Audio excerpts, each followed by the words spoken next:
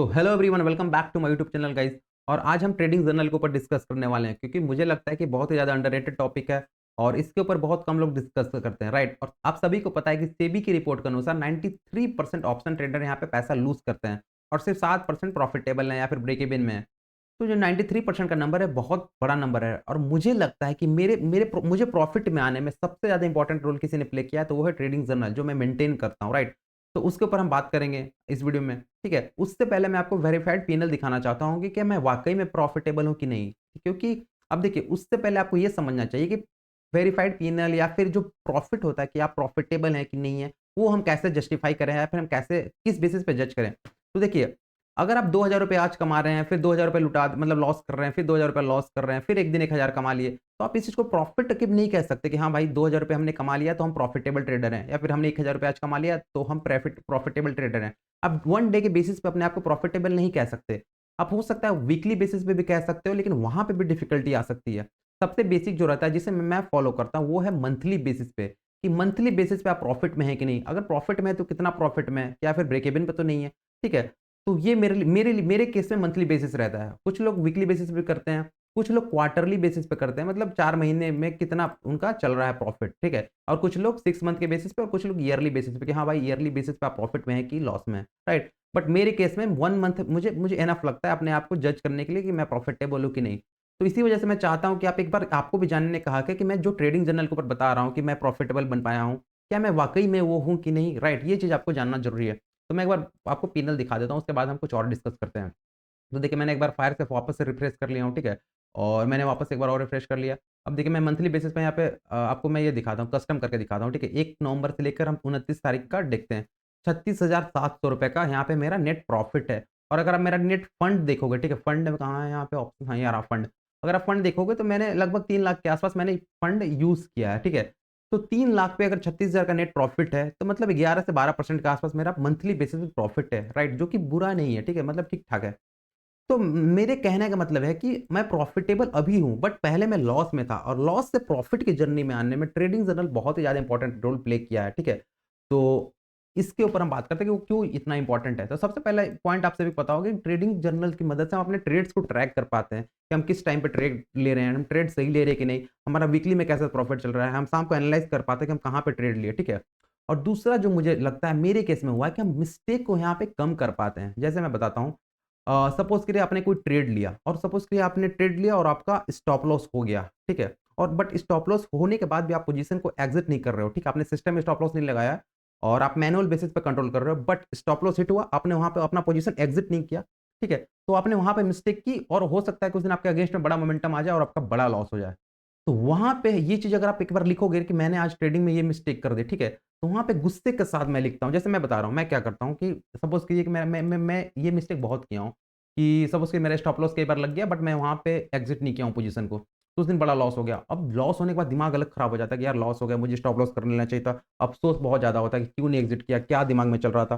तो उस टाइम पे ट्रेड लेने वक़्त मेरा जो भी दिमाग में चल रहा होता है कि मैं वहाँ पे क्या सोच रहा था, मुझे मुझे क्या दिख रहा था कि मैं स्टॉप लॉस एग्ज़िट नहीं कर पाया, ठीक है? मैं सारे चीज़ को एकदम बिल्कुल लिखते चला जाता हूँ, लिखते चला जाता हूँ। 3-4 पन्ने में भर देता हूँ, ठीक है? गुस्से में आकर, यार क्यों लॉस लिया, ठीक है? अगर मैं स्टॉप लॉस पे निकल जाता तो मुझे अच्छा प्रॉफ़िट होता। सारा चीज़ को लिख लेता हूँ और पूरा बिल्कुल अच्छे से लिखता हूँ। इससे क्या होता है कि हम साइकोलॉजिकल बेसिस पे हमारा जैसे माइंड हमारा एक होता है, सबकॉन्शियस माइंड होता है, एक नॉर्मल माइंड होता है।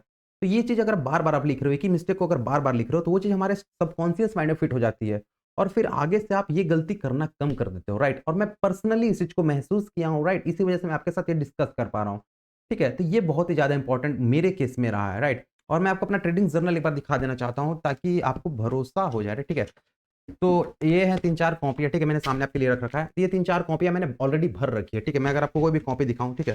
जैसे सबसे पहला मेरा जो ट्रेडिंग जर्नल था, राइट? हो सकता है कैमरा मैन यहाँ, तो ये था मेरा पहला, सबसे पहला ट्रेडिंग जर्नल कॉपी, राइट? ये देखिएगा पूरा भर रखा है, ठीक है? मैंने बिल्कुल डिटेल में सब कुछ लिख रखा है। मैंने बड़े-बड़े, जैसे किसी दिन मैंने बिल्कुल डिटेल एनालिसिस कर रखा है, सब कुछ भर रखा है, ठीक है? तो मैं आपको ये इसलिए दिखा रहा हूँ, ठीक है? मल्टीपल मेरे कॉपी भरे हुए हैं, ठीक है? तो ये चीज़ मैं आपको इसलिए दिखा रहा हूँ ताकि आप भी इस चीज़ को फ़ॉलो कर सको, आप भी प्रॉफ़िटेबल बन सको, ठीक है? और मैं कैसे मेंटेन करता हूँ, मैं क्या-क्या लिखता हूँ, वो चीज़ मैं आपके साथ एक बार डिटेल में डिस्कस कर ले रहा हूँ, क्योंकि आप हो सकता है अलग तरीके से करो, बट मेरे केस में क्या रहता है, मैं वो चीज़ बताना चाहता हूँ आपको, ठीक है? तो सबसे पहला पॉइंट, मैं कैसे मेंटेन सबसे पहले डेट वगैरह डाल देता हूँ। फिर आज कौन सी एक्सपायरी है। जैसे पहले क्या होता थी, अब तो वीकली एक्सपायरी सिर्फ 2 हो गई है, बट पहले क्या होती थी, हर हफ्ते में हर दिन कोई एक्सपायरी होती थी, ठीक है? तो मैं एक्सपायरी मेंशन कर लेता हूँ क्योंकि मेरे एक्सपायरी वाले जो इंडेक्स होता है उस पे नज़र होती है। अगर मुझे वहाँ पे कोई अच्छा प्रॉफ़िट या फिर कोई अच्छा ट्रेड दिखता है कि जहाँ पे मोमेंटम हो सके, तो हमें वहाँ पे बड़ा प्रॉफ़िट हो सकता है, राइट? तो मैं उसे पे नज़र रखता हूँ उस दिन।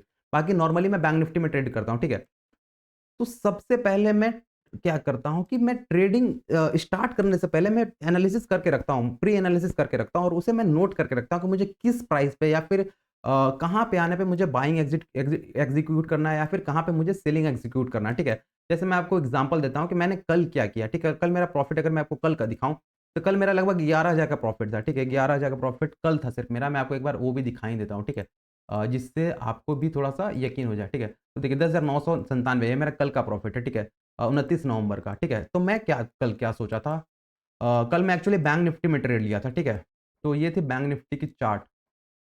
और देखिए परसों के दिन क्या हुआ था, मैं डेली चार्ट पे अगर दिखाऊँ तो परसों के दिन मार्केट बहुत स्ट्रॉन्ग बेरिश ज़ोन में आके क्लोज़ हुआ था। तो मैं ये सोचा था कि मुझे जब भी डाउन साइड का ट्रेड मिलेगा, मैं वहाँ पे पोज़ीशन अपना लगाऊँगा। तो सारा चीज़ मैं ट्रेडिंग जर्नल मेंटेन करके रखता हूँ पहले से एनालिसिस करके कि मुझे कहाँ पे लेना है। इनफैक्ट मैं स्ट्राइक प्राइस को भी कभी-कभी लिख के रखता हूँ ट्रेडिंग जर्नल में कि कौन-सा स्ट्राइक प्राइस को मुझे लेना है, क्योंकि स्ट्राइक प्राइस का अलग-अलग बिहेवियर होता है। ठीक है? जिस दिन मैं बहुत ज़्यादा एग्रेसिव होता हूँ, उस दिन मैं in the money option sell करना पसंद करता हूँ या फिर ऑप्शन बाय करना पसंद करता हूँ। और जिस दिन मैं थोड़ा सेफ खेलता हूँ, ठीक है? जिस दिन मुझे तो बहुत अच्छा ट्रेड नहीं दिख रहा होता, उस दिन मैं ओटीएम पे शिफ्ट कर जाता हूँ, ठीक है? तो वो सारा चीज़ मैं लेके रखता हूँ कि मुझे आज एग्रेसिव होना है कि नहीं, ठीक है? मार्केट ब्रेकआउट कर चुका है कि नहीं, ब्रेकडाउन कर चुका है नहीं, अगर मार्केट बीच में रेंज में चल रहा है, तो मैं वहाँ पे ओटीएम सेल करना पसंद करता हूँ या फिर थोड़ा सेफ होकर ट्रेड करता हूँ। तो जब ये सारा चीज़ आप पहले से लिख कर रखते हो मार्केट खुलने से पहले, जब पहले से प्लान करके रखते हो, तो वहाँ पे आप सिर्फ़ आपको चीज़ें एग्ज़ीक्यूट करनी होती है, ठीक है? तो ये चीज़ हमारे लिए सुविधा हो सकती है। और दूसरा चीज़ ये होता है इससे कि आप अननेसेसरी ट्रेड नहीं लोगे, ठीक है? जैसे आप प्लान नहीं किए हो, आप वो चीज़ हो रही है मार्केट में, तो आप उस वहाँ पे ओवर ट्रेडिंग से बच पाओगे, ठीक है? तो इसी वजह से मुझे इम्पोर्टेंट हो जाता है। अब मैं कैसे करता हूँ? सपोज़ कि मैंने सारा प्लानिंग वगैरह कर लिया, फिर मैं फर्स्ट ट्रेड हेडिंग डालूँगा, फर्स्ट ट्रेड जब एग्ज़ीक्यूट करना होगा तो मैं हेडिंग डाल के फिर एग्ज़ीक्यूट करूँगा। वहाँ पे मैं टाइम मेंशन करूँगा कि मैंने किस टाइम पे ट्रेड लिया, मैंने कौन से स्ट्राइक प्राइस को ट्रेड लिया, वो स्ट्राइक प्राइस का प्राइस कितना था, मैंने वहाँ पे ऑप्शन बाय किया, फिर ऑप्शन सेल किया, ठीक है? और क्या देख के कौन-सा सेटअप पे मैंने वहाँ पे ट्रेड लिया, मैं ये चीज़ लिखता हूँ। और जब मैं ट्रेड क्लोज़ करता हूँ, जो भी टाइम पे, तो मैं वहाँ पे टाइम लिखता हूँ कि मैंने उस ट्रेड में कितना देर में बना रहा, मैंने कितना प्रॉफ़िट लिया, किस पोज़ीशन पे मैंने प्रीमियम को मैंने कितना प्रीमियम प्रॉफ़िट किया, ठीक है? जैसे 350 से मेरा सपोज़ करो मेरा 400 चला गया, तो मैं ये लिखता हूँ कि मैंने कहाँ पे एग्ज़िट किया, ठीक है? और किस टाइम पे एग्ज़िट किया, ठीक है? तो ये चीज़ मैं लिखता हूँ। अब देखिए यहाँ पे इम्पोर्टेंट ये हो जाता है कि कई बार आप नया सेटअप को ढूँढ पाते हो, ठीक है? जैसे कई बार क्या होता है कि आप हर दिन लिखे जा रहे हो, ठीक है, मैंने इस सेटअप पे लिया, इस सेटअप पे लिया। वहाँ से आपको पता चलता है कि सेटअप कैसा परफ़ॉर्म कर रहा है, राइट? तो ये चीज़ें ज़्यादा इम्पोर्टेंट हो जाती है। और कभी-कभी क्या होता है यहाँ पे इश्यू कब आती है, जैसे ट्रेड फर्स्ट लिया, प्रॉफ़िट डन। ट्रेड सेकंड लिया, ठीक है? वहाँ पे मैंने स्टॉप लॉस लेना भूल गया, फिर स्टॉप लॉस नहीं ले पाया, फिर कुछ अलग साइकोलॉजी आ गई। तो फिर मेरा डन फॉर द डे तो हो जाता है, बट मैं ये ट्रेड सेकंड में मैं क्या सोच रहा था, मैं क्यों ऐसा कर दिया, क्या मैं ओवर कॉन्फिडेंट हो गया था फर्स्ट ट्रेड की वजह से? सारा चीज़ को मैं लिखते चला जाता हूँ, 3-4 पन्ने भर देता हूँ सिर्फ़ गुस्से में। और लिखने से फ़ायदा ये होता है कि ये चीज़ हमारे माइंड में लंबे टाइम तक बनी रहती है। जैसे सपोज़ करो आपने स्टॉप लॉस नहीं लिया, ठीक है? या फिर आपने ओवर ट्रेडिंग कर दी, तो आप ओवर ट्रेडिंग के ऊपर लिखे जा रहे हो कि मैंने क्यों कर दी, क्यों कर दी, क्यों कर दी, ठीक है? इससे ये होता है कि आप अगली बार से आपके माइंड में इतनी बार ये लिख जाते हो कि सबकॉन्शियसली आप अगली बार से इस चीज़ को अवॉइड करना शुरू कर देते हो। और मैं ये चीज़ें इसी वजह से बता पा रहा हूँ क्योंकि मैं ये चीज़ को फ़ील कर चुका हूँ, मैं ये चीज़ ऑलरेडी मेंटेन कर रहा हूँ, ठीक है? तो ये बेनिफिट होता है और मैं इस तरीके से ट्रेड को लेता हूँ। और सपोज़ करिए मुझे कुछ कभी अच्छा दिख गया कि मुझे जैसे सपोज़ करिए कि कुछ अलग सा मूवमेंट आ गया, जैसे मैं अगर आपको यहाँ पे दिखाऊँ जैसे हमें यहाँ पे बहुत अच्छा एग्ज़ाम्पल दिखेगा, ठीक है? जैसे मार्केट यहाँ पे बहुत ही स्ट्रॉन्ग यहाँ पे मैं दिखाता हूँ, ठीक है? यहाँ पे देखिए एक बहुत ही स्ट्रॉन्ग सपोर्ट था मार्केट में, ठीक है? बहुत ही स्ट्रॉन्ग सपोर्ट था। मार्केट ने सेकंड लास्ट डे पे यहाँ पे इसे ब्रेक किया था। मैं ये सोचकर बैठा था कि मार्केट यहाँ तक जाएगा, मुझे बहुत अच्छा प्रॉफिट हो गया, मार्केट ब्रेकआउट हो चुका है, राइट? बट मैंने उस दिन ये मिस्टेक कर दी कि मैंने ब्रेकआउट फेलियर के बारे में कुछ प्लान नहीं कर रखा था, राइट? मैंने ब्रेकआउट फेलियर के बारे में कुछ प्लान नहीं कर रखा था। इसी वजह से मुझे वहाँ पे लॉस तो नहीं हुआ। यहाँ पे जब मोमेंटम किया था तो मुझे बहुत अच्छा प्रॉफिट दिख रहा था, ठीक है? उसके बाद शार्प मोमेंटम 700-800 पॉइंट का आया, ठीक है? और यहाँ पे मुझे बहुत छोटा-सा लॉस हुआ क्योंकि मैं कॉस्ट टू कॉस्ट निकल गया था।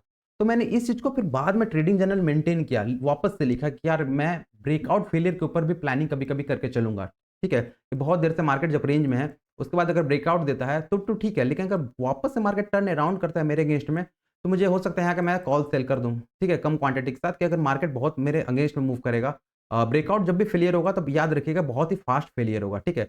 क्योंकि अगर मार्केट ऊपर चला गया, ठीक है, मार्केट ऊपर चला गया, अगर धीरे-धीरे करके नीचे आ रहा है, तो मतलब ये ब्रेकआउट सस्टेन कर रहा है और रीटेस्ट करने आ रहा है। बट अगर ब्रेकआउट को फेलियर करना है, तो आपको टाइम नहीं देगा एग्ज़िट करने का, मार्केट बिल्कुल शार्प मूव आएगा, ठीक है? तो यहाँ पे आप कम क्वांटिटी से भी कॉल सेल करके रखोगे या फिर छोटा-सा पुट बाय करके रखोगे, तो वहाँ पे भी आपको अच्छा प्रॉफिट हो सकता है, ठीक है? तो यहाँ पे बैकअप प्लान तैयार हो जा रहा है, राइट? तो मैं इस चीज़ को वापस से ट्रेडिंग चैनल मेंटेन किया, ठीक है? तो ये चीज़ें आपको बेनिफिट देगी, राइट? अगली बार से मैं इस चीज़ को ध्यान रखूँगा क्योंकि मैं इस चीज़ को मेंटेन किया हूँ। और अगर आप इस चीज़ को मेंटेन नहीं करोगे, अगर आप इस बात को इग्नोर करते चलोगे, तो क्या होगा कि आप थोड़ी देर के लिए तो याद रहेगा कि मैंने ये मिस्टेक कर दी, मैंने स्टॉप लॉस नहीं लिया, मैंने ओवर ट्रेडिंग कर दी। बट अगले दिन आप वापस से आकर वही गलतियाँ करना शुरू कर दोगे, ठीक है?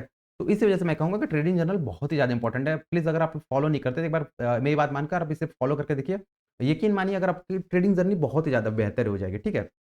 तो ये कुछ-कुछ बातें थी, आई होप कि मैंने काफ़ी चीज़ कवर कर दिया है और हो सकता है वीडियो थोड़ा लंबा हो जाए, मैं देख लेता हूँ वीडियो थोड़ा-सा लंबा हो जाए। तो वीडियो को अगर आपने यहाँ तक देखा है तो चैनल को सब्सक्राइब करते जाइएगा और वीडियो को लाइक कर दीजिएगा ताकि आपको ऐसे ही इन्फॉर्मेटिव वीडियो मिले। और मेरा इस चैनल का मेन उद्देश्य है कि मैं जो अगर प्रॉफिटेबल है तो मैं आपको वो चीज़ दिखाऊँगा, अगर मैं लॉस में कर रहा हूँ तो मैं लॉस भी बताऊँगा ताकि सारी चीज़ आपकी क्लियर हो चुके। तो मिलते हैं अगले वीडियो, तब तक के लिए stay motive, keep consistent, bye.